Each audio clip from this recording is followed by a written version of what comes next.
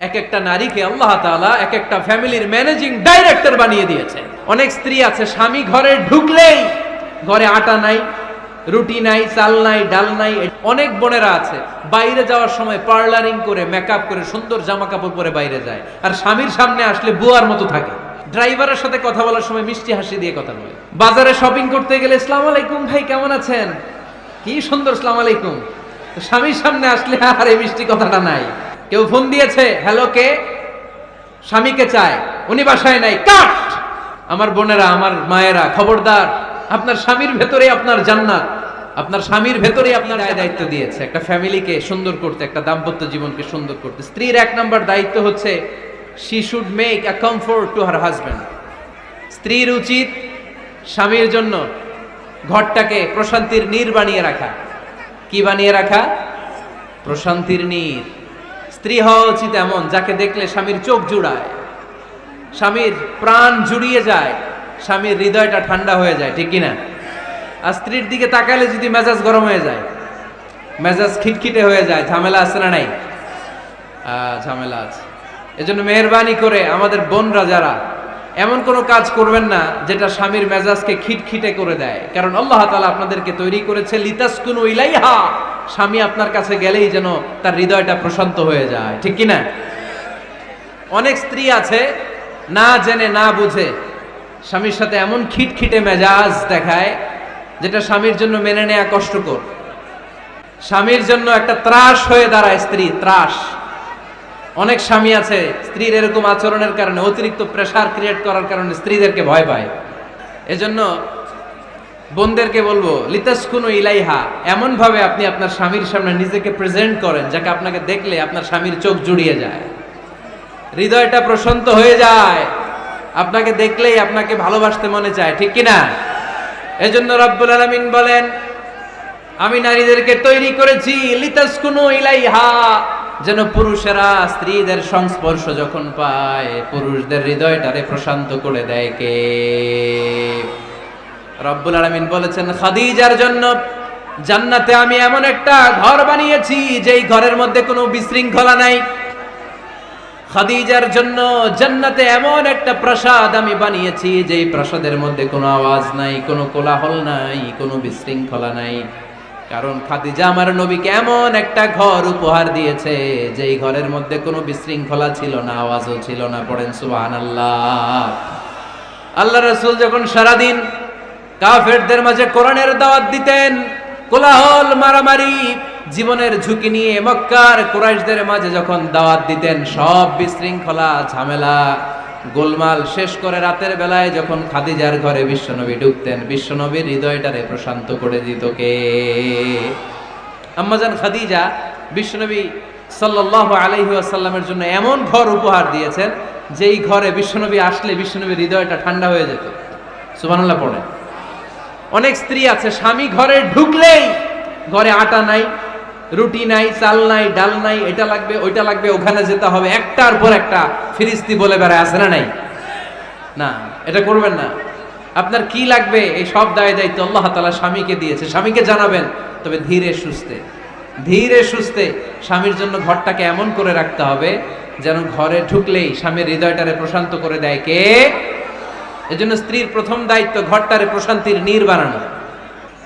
একটা সুখী দাম্পত্য জীবনের জন্য স্ত্রীর 2 নাম্বার দায়িত্ব হচ্ছে স্বামীকে ইন্সপায়ার করা, স্বামীকে সাহস জোগানো, পিছন থেকে ড্রাইভিং পুশের মতো কাজ করা। কারণ স্বামীকে যখন স্ত্রী সাহস যোগায়, স্বামীর সাহস বেড়ে যায়, ঠিক কিনা? আল্লাহর হাবিব সাল্লাল্লাহু আলাইহি ওয়াসাল্লামের কাছে কোরআনের আয়াত নাযিল হলো, ইকরা বিসমি রাব্বিকাল্লাযী খালাক, খালাকাল ইনসানা মিন আলাক, ইকরা ওয়া রাব্বুকাল আকরাম الذي علم بالقلم علم الإنسان ما لم يعلم। পড়েন আল্লাহু আকবার।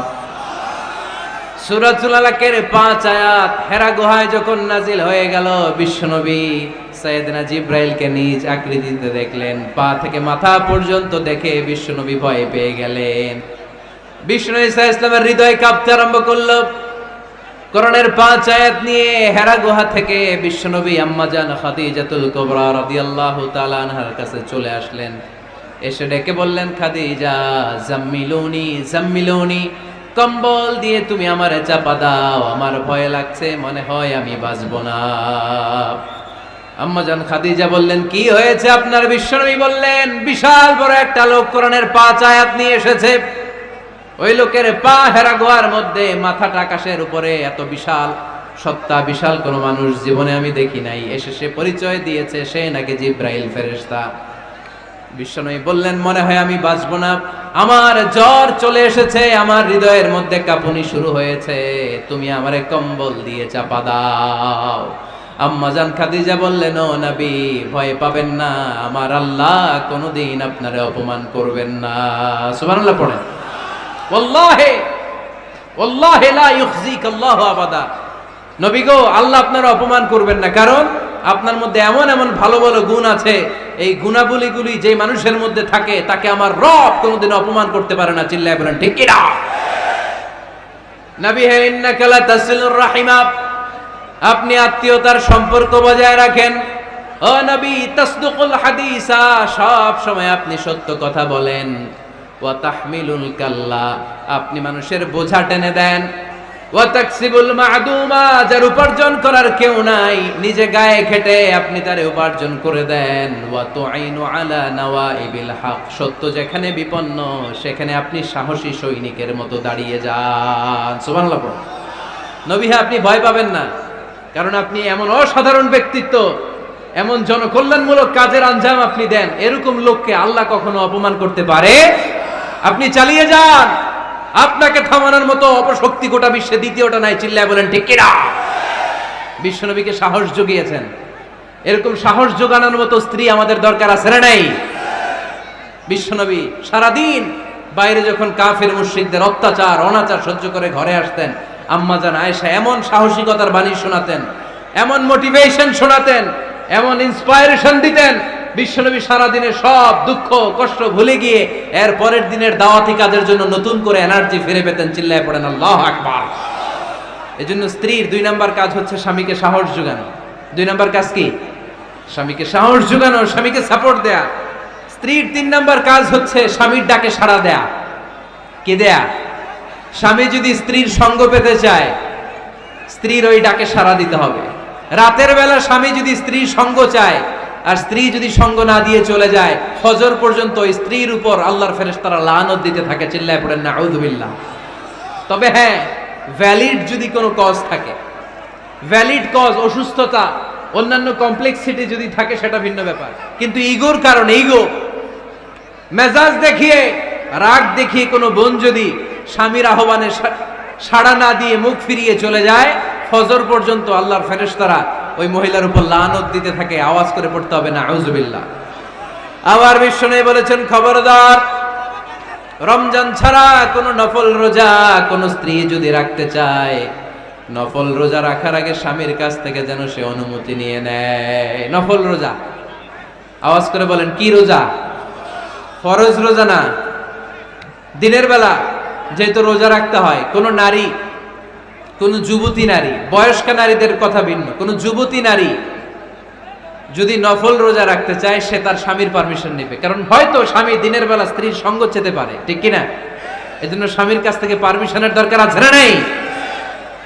দাম্পত্য জীবনকে সুখময় করতে হলে একজন স্ত্রীর 4 নম্বর দায়িত্ব হচ্ছে নিজের সতীত্বের হেফাজত করা। 5 নম্বর দায়িত্ব হচ্ছে স্বামীর সম্পদের হেফাজত করা। সাইয়েদনা আবু সুফিয়ান রাদিয়াল্লাহু তাআলা আনহু ছিলেন খুব কৃপণ মানুষ, বিষ্ণু ঈসা ইসলামের শ্বশুর। সেই বুখারীতে এসেছে, ওনার স্ত্রী এসে আল্লাহ রাসূল সাল্লাল্লাহু আলাইহি ওয়াসাল্লামের কাছে বলেন, ইয়া রাসূলুল্লাহ, ইন্না আবা সুফিয়ান রাজুলুন শাহী। হে আল্লাহর রাসূল, আবু সুফিয়ান খুব কৃপণ মানুষ, আমার আর আমার সন্তানদের খরচের জন্য যে টাকা পয়সা লাগে আমার স্বামী দেয় না। এখন আমার স্বামীর অনুমতি ছাড়া সিন্দুক থেকে টাকা নেয় আমার জন্য জায়েজ কিনা? আল্লাহর হাবিব বললেন, হ্যাঁ, স্বামী যদি কৃপণ হয় তাহলে ফ্যামিলির খরচের জন্য যতটুকু দরকার অতটুকু নিতে পারবা, ওইটারে ক্ষমা করে দিবে কে? আমাদের অনেকের মধ্যে অনেক কৃপণ লোক আছে না নাই? এই কৃপণ লোক যদি থাকে, আপনার অনুমতি ছাড়াও ভাবি আপনার পকেট থেকে টাকা নিতে পারবে। কৃপণ যারা তাদের পারমিশন ছাড়া পকেট থেকে আলমারি থেকে টাকা নিয়ে যতটুকু দরকার ফ্যামিলির ততটুকু খরচ করা যাবে, অতিরিক্ত খরচ করা যাবে না। 6 নাম্বার দায়িত্ব হচ্ছে ছেলে মেয়েদেরকে দেখাশোনা করা, ছেলে মেয়েদেরকে বুকের দুধ খাওয়ানো। অনেক মা আছে ছেলে মেয়েদেরকে বুকের দুধ খাওয়াতে চায় না, আছে না নাই? হ্যাঁ, ডানু খাওয়ায়, ডানু। আর কি খাওয়ায়? হ্যাঁ, মিল্ক ভিটা, আর নিডো, নেসলে, সেরেলাক, আর হ্যাঁ বায়োমিল্ক। মাশাআল্লাহ, অনেক নাম জানেন তো আপনারা। মেডিকেয়ার। তো এই বুকের দুধ খাওয়াতে চায় না অনেক মায়েরা। আপনার বুকের দুধের মধ্যে বাচ্চাদের জন্য আল্লাহ রাব্বুল আলামিন ন্যাচারাল ভ্যাকসিন দিয়ে দিয়েছেন। চিল্লায় পড়েন সুবহানাল্লাহ।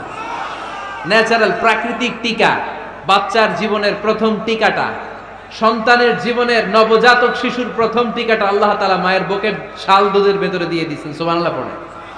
টিকাগুলো তো বাজার থেকে কিনতে হয়, প্রথম টিকাটা আল্লাহ ফ্রি দিয়ে দিয়েছে। সুবহানাল্লাহ পড়বেন না?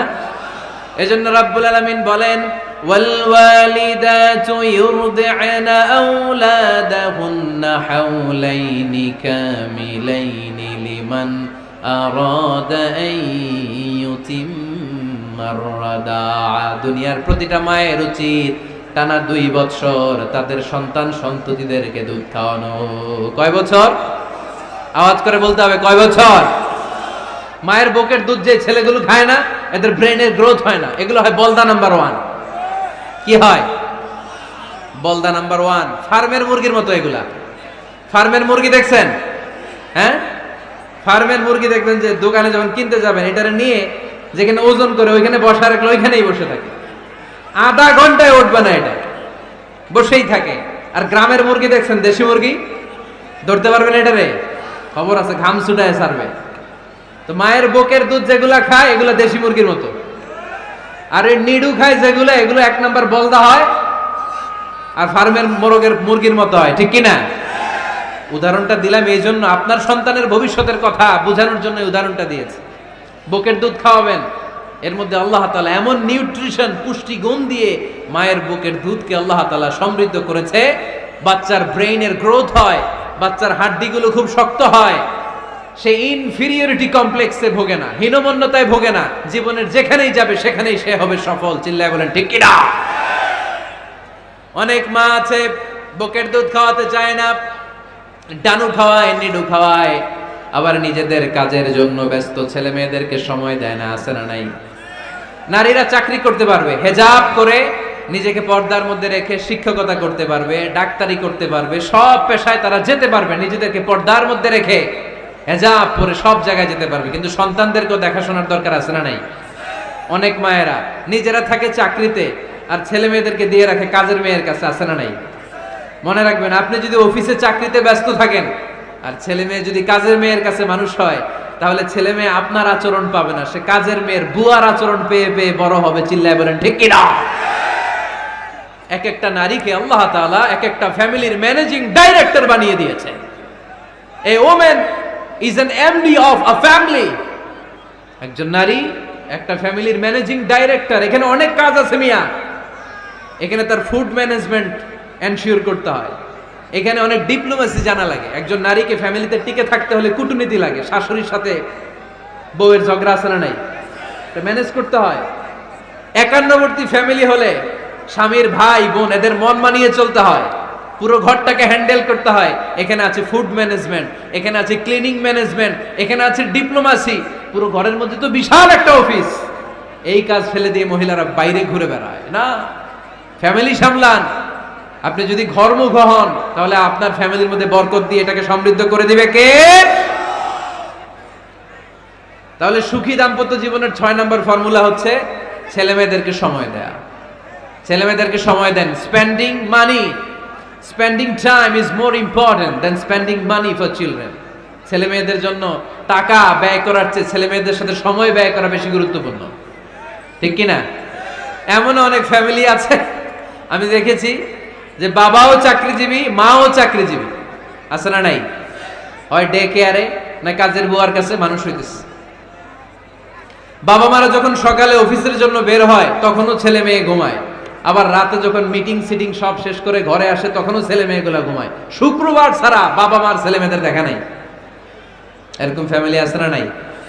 ঢাকাতে পারিবারিক এই ক্রাইসিস, এই সংকটগুলো আমরা প্রায়ই শুনি। আল্লাহ তুমি আমাদের ফ্যামিলিগুলোরে বরকতময় করো, আমাদের ফ্যামিলিতে যেন আমরা জান্নাতি ইমেজ উপভোগ করতে পারি, তুমি তৌফিক দান করো। আওয়াজ করে পড়বো আমিন। 7 নাম্বার দায়িত্ব, বিশ্বনবী বলেছেন খবরদার, স্বামী পছন্দ করে না এমন কোন লোককে স্ত্রী যেন ঘরে অ্যালাউ না করে। স্বামী পছন্দ করে না এমন কোন লোককে আপনার স্ত্রী ঘরে অ্যালাউ করতে পারবে? আমার বোনেরা খবরদার, আপনার স্বামীর পারমিশন ছাড়া, আপনার স্বামী পছন্দ করে না এরকম কোন লোককে আপনার ঘরে আপনি অ্যালাউ করতে পারবেন না। 8 নাম্বার, স্বামীকে আর্থিকভাবে সহযোগিতা করা।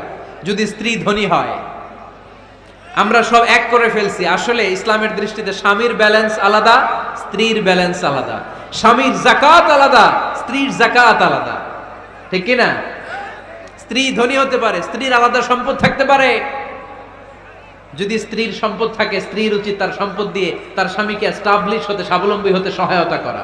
যদিও এটা আল্লাহ তাআলা আবশ্যক করে দেন নাই, কারণ আর্থিক ফিনান্সিয়াল সব কাজগুলোকে স্বামীর উপরে ফরজ করেছে কে? ফিনান্সিয়ালি 1 টাকা খরচ করা, 1 টাকার দায়ভার নেওয়া কোন স্ত্রীর উপরে আল্লাহ আবশ্যক করে নাই। তারপরেও স্ত্রী যদি ধনী হয়, স্ত্রীর যদি জায়গা জমি থাকে, সম্পদ থাকে, তাহলে স্ত্রীর উচিত তার স্বামীকে স্বাবলম্বী হতে সহযোগিতা করা, ঠিক কিনা? আমরা মডেল হিসেবে আম্মাজান খাদিজা রাদিয়াল্লাহু তাআলা আনহার জীবনের দিকে যদি তাকাই, তাহলে দেখব উনি অনেক মহিয়সী গরিয়সী একজন ব্যবসায়ী নারী ছিলেন। আম্মাজান খাদিজা রাদিয়াল্লাহু তাআলা আনহা ওনার ব্যবসায় স্টাফ হয়ে বিশ্বনবী ওনার সাথে পরিচিত হলেন। বিশ্বনবীর আমানতদারিতায় মুগ্ধ হয়ে আম্মাজান খাদিজা বিশ্বনবীর বিয়ের প্রস্তাব দিলেন। আম্মাজান খাদিজা রাদিয়াল্লাহু তাআলা আনহার সাথে বিশ্বনবীর যখন বিয়ে হয়ে যায়, বিয়ের পরে আম্মাজান খাদিজা বলেন, ও বিশ্বনবী, আমার যত সম্পদ আছে, আমার ব্যবসায়ের যত মালামাল আছে, যত সম্পদ আছে, সব আমি আপনার পায়ের সামনে এনে রেখে দিলাম। আপনি দিয়ে দিলাম, সব সম্পদ আপনার আমি দিয়ে দিলাম। আপনি ইচ্ছে মতো মানুষকে দান করতে পারেন, খরচ করতে পারেন, দাওয়াতি কাজে, মুসলিমদেরকে আজাদ করার কাজে আপনি ব্যয় করতে পারেন। আওয়াজ করে পড়েন আল্লাহু আকবার। আম্মাজান খাদিজাকে যদি আমরা মডেল হিসেবে ধরি, তাহলে প্রতিটা বোনের উচিত তাদের যদি অর্থকড়ি থাকে, সম্পদ থাকে, স্বামীকে স্বাবলম্বী হতে ওই সম্পদ দিয়ে সাহায্য করার দরকার আছে না নাই? কথা বলেন না কেন? 9 নাম্বার, স্ত্রীর দায়িত্ব দাম্পত্য জীবনকে সুখময় করতে নিজেকে স্বামীর সামনে বিউটিফাই করে উপস্থাপন করা। নিজেকে বিউটিফাই করে, মেকআপ করে স্বামীর সামনে উপস্থাপন করা। আমি আমার মা বোনদেরকে বলবো, আপনারা নিজেদেরকে গুছিয়ে সাজিয়ে স্বামীর সামনে উপস্থাপন করুন। অনেক বোনেরা আছে বাইরে যাওয়ার সময় পার্লারিং করে, মেকআপ করে, সুন্দর জামা কাপড় পরে বাইরে যায়, আর স্বামীর সামনে আসলে বুয়ার মতো থাকে। আছে না নাই? স্বামীর সামনে পচা জামা, ছিঁড়া জামা, চুলের মধ্যে নাই সুগন্ধি, নিজেকে গুছিয়ে রাখে না, সামলে রাখে না, কাজের বুয়ার মতো নিজেকে উপস্থাপন করে স্বামীর সামনে। আর বাইরে গেলে মেকআপ করে, পার্লারিং করে যায়। হওয়া দরকার ছিল উল্টা, বাইরে আপনি সাদা সিধা ভাবে যাবেন, বোরকা দিয়ে নিজেকে ঢেকে যাবেন। বাইরে যাওয়ার সময় কোনো নারী পারফিউম ইউজ করে যেতে পারবে না। নারীরা যত পারফিউম ইউজ করতে মনে চায় আপনার বেডরুমে, আপনার স্বামীর সামনে, ঠিক কিনা? স্বামীর সামনে পারফিউম ইউজ করেন, নিজেকে উজাড় করে সাজান স্বামীর জন্য। এই প্রতিটা সাজুগুজুতে সওয়াব আছে না নাই? ইসলাম কতটা চেক এন্ড ব্যালেন্স, কতটা ভারসাম্যপূর্ণ জীবন ব্যবস্থা। খবরদার, নারীরা ডিওডোরেন্ট ইউজ করে বাইরে যেতে পারবে, যেটা সে তার আর্মপিটে ইউজ করে, কিন্তু ঝাঁঝালো পারফিউম বোরকার উপর দিয়ে মেরে কোনো নারী বাইরে যেতে পারবে? কথা বলেন। সুনানে নাসাইর হাদিস, আল্লাহর হাবিব বলেন, আইয়ুমা ইমরাআতিন ইস্তা'তারাত নাফসাহা ফামাররাত আলা কওমিন লিয়াজিদু রিহাহা ফাহিয়া জানিয়া। কোন নারী যদি তার জামার উপর দিয়ে পারফিউম মেখে পুরুষ লোকের দৃষ্টি আকর্ষণের জন্য ঘরের বাইরে বের হয়, যতটা পুরুষ তার চেহারার দিকে লোলুপ দৃষ্টি নিয়ে তাকাবে, ততটা পুরুষের সাথে জিনার গুনাহ মহিলার আমলনামায় তুলে দিবে কে? পারফিউম মেখে যদি কোনো নারী বের হয় এই উদ্দেশ্যে যে ছেলেরা আমাদের প্রতি আকৃষ্ট হবে, যতটা ছেলে তার দিকে তাকাবে, প্রত্যেকটা ছেলের সাথে জিনার গুনাহ আল্লাহ তাআলা এমনি তার আমলনামায় তুলে দিবে। নাউজুবিল্লাহ পড়েন। এজন্য খবরদার, নিজেকে সাজিয়ে গুজিয়ে স্বামীর সামনে উপস্থাপন করুন। সাজিয়ে গুজিয়ে অনেক স্ত্রীরা আছে ড্রাইভারের সাথে কথা বলার সময় মিষ্টি হাসি দিয়ে কথা বলে। বাজারে শপিং করতে গেলে আসসালামু আলাইকুম ভাই কেমন আছেন, কি সুন্দর আসসালামু আলাইকুম। স্বামীর সামনে আসলে আর এই মিষ্টি কথাটা নাই, আসলে নাই। বাইরে তোমার চিকন গলায় কিসের আসসালামু আলাইকুম, হ্যাঁ না, বাইরে আপনি আসসালামু আলাইকুম দিতে যাবেন না, ঝটপট করে কর্কশ ভাষায় কথা বলে শেষ। কেউ ফোন দিয়েছে, হ্যালো কে, স্বামীকে চায়, উনি বাসায় নাই, কাট।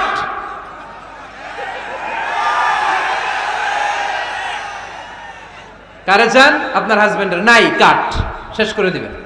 মিষ্টি মিষ্টি আসসালামু আলাইকুম আসসালামু আলাইকুম বলা যাবে নাকি? খবরদার, খবরদার। বাজার করতে গেলে কি মিষ্টি হাসি, দোকানে গেলে কি মিষ্টি আলাপ, ড্রাইভারের সাথে কি সুন্দর কথা, সিএনজি ওয়ালার সাথে কি সুন্দর আলাপ, আর ঘরে আসলে এই চেহারাটারে এরকম করে রাখে, আছে না নাই? ঘরে আসলেই স্বামীর সাথে খিটখিটে মেজাজ, না বোনেরা, উল্টো করে ফেলছেন আপনি। বরং স্বামী ছাড়া অন্যদের সাথে কথা শর্টকাটে সারবেন, যাতে কোনো ফিতনা চলে না আসে। চিল্লায় বলেন ঠিক কিনা? আর নিজেকে স্বামীর জন্য উজাড় করে সাজান, পার্লারিং করেন, বিউটিফিকেশন করেন, মেকআপ করেন, বেডরুমে পারফিউম মাখেন, নিজেকে উজাড় করে স্বামীর জন্য সাজান। সওয়াব দিয়ে আপনার আমল নামাটারে পূর্ণ করে দিবে কে? বিশ্বনবী যখন সফরে যেতেন, সফর থেকে ফিরে আসার সময় ডিরেক্টলি স্ত্রীর ঘরে যেতেন না। বিশ্বনবী একজনকে ঘরে পাঠিয়ে দিতেন, মদিনার উপকণ্ঠে কিছু সময় অপেক্ষা করতেন, আর বলতেন আজকে আমি আয়েশার ঘরে যাব, আয়েশারে যে বলো আমি এসেছি, কয়েক ঘন্টা পরে আয়েশার ঘরে আমি ঢুকবো। সুবহানাল্লাহ পড়েন। স্ত্রীকে সময় দিতেন, কারণ স্ত্রী হয়তো কাজ করে, ঘর গুছায়, ঘেমে থাকতে পারে, তাকে নিজেকে গুছানোর জন্য সময়ের দরকার আছে না নাই? লম্বা সফর শেষ করে, সেই বুখারীর হাদিস, বিশ্বনবী যখন সফর শেষ করে মদিনায় ফিরতেন, ডিরেক্টলি স্ত্রীর কাছে যেতেন না, মদিনার উপকণ্ঠে ওয়েট করতেন এবং বার্তাবাহককে পাঠাতেন, যে বলো যে আজকে আমি সফিয়ার ঘরে থাকবো। সফিয়াকে সময় দিতেন 2-1 ঘন্টা, যাতে নিজেকে সাজিয়ে নিতে পারে। সুবহানাল্লাহ পড়ো। আমার বোনেরা, আমার মায়েরা, খবরদার, আপনার স্বামীর ভেতরে আপনার জান্নাত, আপনার স্বামীর ভেতরে আপনার জাহান্নাম। আপনার স্বামীর মনকে খুশি রাখতে পারলে জান্নাতের দরজাগুলো আপনার জন্য খুলে দিবে কে? ক্যাপাসিটির বাইরে কিছু চাবেন না। এই 10টা স্ত্রীদের দায়িত্ব। এই 10টা পয়েন্ট যদি কোনো স্ত্রী স্বামীর জন্য এইভাবে স্যাক্রিফাইস করে করে এইভাবে আঞ্জাম দিতে পারে, এই স্ত্রীদের জন্য জান্নাতের দরজাকে খোলা রেখেছে কে? আওয়াজ করে বলতে হবে, খোলা রেখে দিয়েছেন কে?